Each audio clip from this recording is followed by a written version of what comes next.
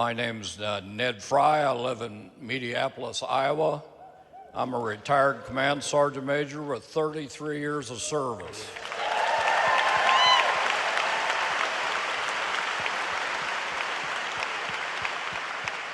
"18 veterans a day commit suicide, and if we fire 83,000 people in the VA, I have been sending Lieutenant Colonel Joni Ernst messages and messages. I want to know how many of those people are doctors and nurses and suicide hotline people. And I got one other thing to say. At least I know what the Declaration of Independence is, and it's not a love letter." What's up, everybody? Major Retired Richard Ojeda here, and 18 veterans die every day by suicide. So why in the hell are we cutting funding to the Veterans Crisis Line? That's a hard question to answer, and its answer is at the heart of a national failure. Because this isn't just about budgets, this is about values. And cutting a suicide hotline for veterans tells you everything that you need to know about the Trump administration's commitment, or total lack of one, to those who served. It is an absolute slap in the face of veterans. And yet, through it all, one man stood up. Retired Command Sergeant Major Ned Fry, with 33 years of service under his belt, is still fighting. Not because he has to, but because that's what veterans do. We look out for our own. We don't leave anyone behind. Fry came to that town hall in Iowa and spoke with purpose. He said it plain: 18 veterans a day commit suicide. I've sent messages to Senator Joni Ernst and got nothing. He was calling for help, not just for himself, but for every brother and sister who've worn the uniform and who are still struggling in silence. And while Senator Joni Ernst ignored him, Pete Buttigieg answered. I couldn't have said that better myself.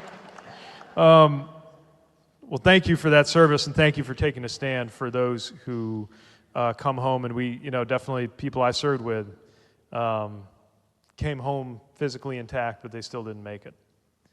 And it is a profound crisis. And the good news is our country is gradually doing a much better job, generally and with respect to veterans, of recognizing, culturally, the importance of mental health, understanding that mental health ought to be something we deal with, and be able to talk about that. That someday you could talk about having a experience with depression or bipolar disorder the same way that you can talk about you're getting ready to have a knee replaced. We, as a country, are not there yet, but we've come a long way. And yet at the very moment when the VA is staffing up and gearing up to better reflect that, they're cutting people. I met with someone at the VA earlier today who was explaining how part of what they've done is when there was a vacancy, like a physician moves on, they're getting ready to hire another one, they eliminate it. And that way they can say it's fully staffed, but they've just reduced the number of people who can serve our veterans. They made cuts that impacted the Veterans Crisis Line. Why in the world would the Trump administration cut a literal lifeline for America's veterans? This wasn't just the most important question of the night. It was the most important moment.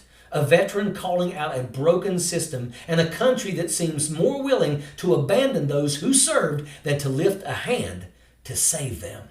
So tell me, what kind of nation lets its warriors come home only to be forgotten? And what kind of administration throws $93 million at a military parade for a 5-time draft dodger while slashing the only lifeline left for the men and women who actually served, who saw combat, lived through PTSD, traumatic brain injuries, chronic pain, and the grief of survival? Command Sergeant Major Ned Fry didn't leave his brothers behind during his time in the military, and he sure as hell didn't leave them behind at that town hall. So why are we, as a country, leaving them behind now? Two things. One, that these cuts are wrong, and two, that these cuts are unpopular. Unfortunately, they might actually care more about the fact that they're unpopular than the fact that they're wrong. Since they're both, this is an opportunity to get their attention. We're all here for this town hall. I can't help but notice that I'm not even elected official or running for anything. I'm here. I can't help but notice a lot of people who are elected officials aren't. There's a reason for that, right? They don't want to have to explain this stuff. So let's talk about why Pete Buttigieg was even in that room in Iowa. It wasn't a campaign rally. There were no confetti cannons, no chainsaws for bureaucracy, no stage-managed optics, no pyrotechnics. He just showed up because he understands something Republicans don't. You don't earn trust by talking over people. You earn it by listening to them. He spoke about trust, about what it means to raise your hand and swear your life to the country. He wasn't preaching to the choir. He was standing in front of veterans, knowing full well that trust is earned, not assumed. And the way he responded to Fry, that wasn't a soundbite. That was service. That was respect. He reminded them that the country is being tested and that veterans know something the rest of us often forget. Trust is sacred, and once it's lost, it's a damn near impossible to get it back. This wasn't just the most important question of the night. This wasn't just a feel-good town hall. It was a pressure test, and Buttigieg did not flinch. He fielded unscripted questions from reporters outside the hall about Biden, Newark, and Trump. He kept it simple, focused, and steady. He spoke plainly about his work with Biden. He pushed back on the Newark blame game, and he didn't take the bait on Donald Trump's insults. And that's exactly the contrast people need to see. One side is scapegoating, the other is solving. One side is mocking, the other is showing up. Politically savvy enough to have gone from small city mayor to legitimate presidential contender.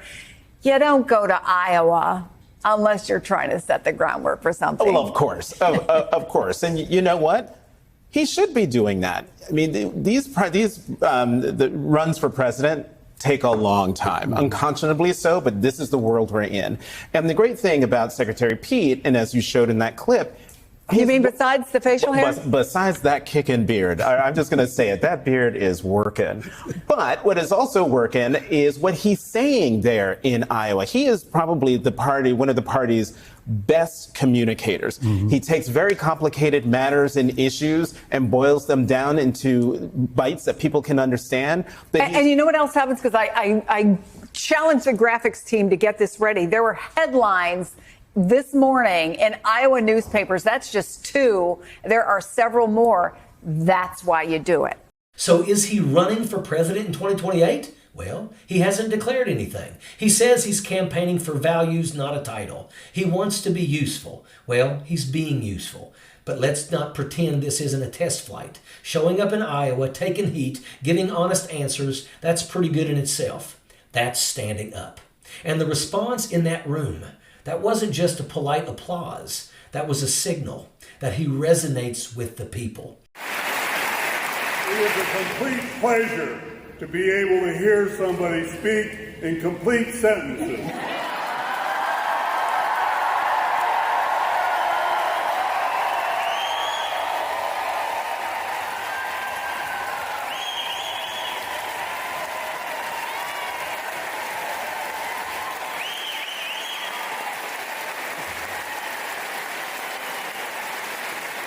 I do my best. When a 33-year veteran stands up and begs for help and a statesman actually listens, that's not a soundbite. That's a preview of what's to come. Veteran suicide is not just a statistic. It's a slow, suffocating silence that creeps in when all other sounds fade. For many veterans, the war doesn't end when they leave the battlefield. It actually follows them home.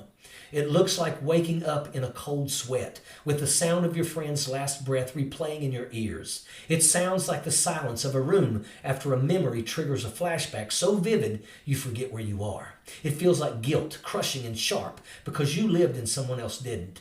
Sometimes it's the dream that replays over and over again of the moment you had to do the unthinkable, take a life, or hold someone in their final seconds. These are voices and memories that don't go away just because it's a new day. You carry them. Sometimes you manage, sometimes you crash. And when that crash comes, you need something, anything to reach for. But what happens when even the lifeline is gone? What happens when you pick up the phone and there's no one there? When that final desperate call for help has been replaced with nothing? That's what this is about. This is about a government that's turning off the lights and closing the door on the very people who upheld their oath with blood, pain, and trauma. This isn't budget reform. This is cruelty. We are not broke. We are the wealthiest country on earth. This isn't about fraud, waste, and abuse. This is about priorities. And when Elon Musk can travel halfway across the world to secure sweetheart military contracts while veterans can't even get a counselor on the line, that's not efficiency. That's exploitation.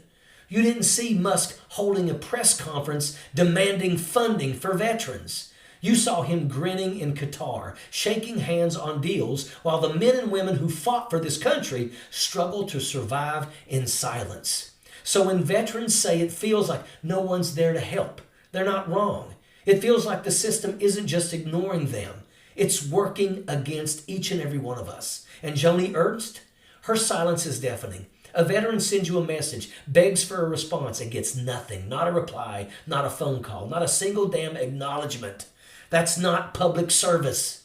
That's abandonment. Ned Fry kept his oath. He didn't leave anyone behind. And now we're asking Senator Joni Ernst, why are you? Sappers clear the way, airborne all the way.